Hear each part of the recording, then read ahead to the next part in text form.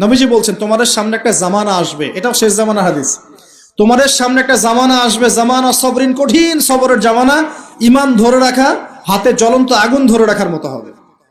ওই সময় যদি তোমরা কেউ আমার সুন্নতের উপর অটল থাকতে পারো, আমার মৃত সুন্নতকে আবার জীবিত করতে পারো, তাহলে 50 জন শহীদ সাহাবীর নেকি পাবে ইনশাআল্লাহ। এরা সমাজ পরিবর্তনকারী মানুষ। আর ইতিহাসে যারা সমাজ পরিবর্তনকারী মানুষ, তাদের জীবনে পরতে পরতে বিপদ আপদ বলা মুসিবত আসবেই। আমার আমার ছোট্ট গবেষণায় 4টা ক্ষেত্র থেকে আসতে পারে যখন আপনি হকের উপর থাকবেন। 1 নাম্বার, প্রথম বাধা চলে আসবে পরিবার থেকে। কোত্থেকে? পরিবার। দাড়ি রাখছো কেন?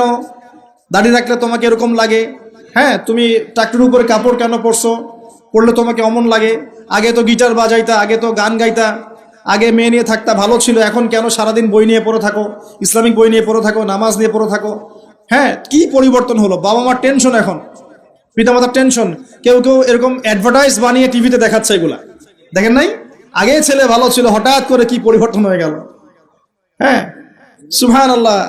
আল্লাহর পথে ফিরে আসা মানুষের ক্রাইটেরিয়া এগুলো মেনশন করে করে বলছে, এগুলো দেখা গেলে যোগাযোগ করবেন স্থানীয় কর্তৃপক্ষের সাথে, ওই ছেলের মধ্যে সমস্যা আছে। আস্তাগফিরুল্লাহ, আস্তাগফিরুল্লাহ।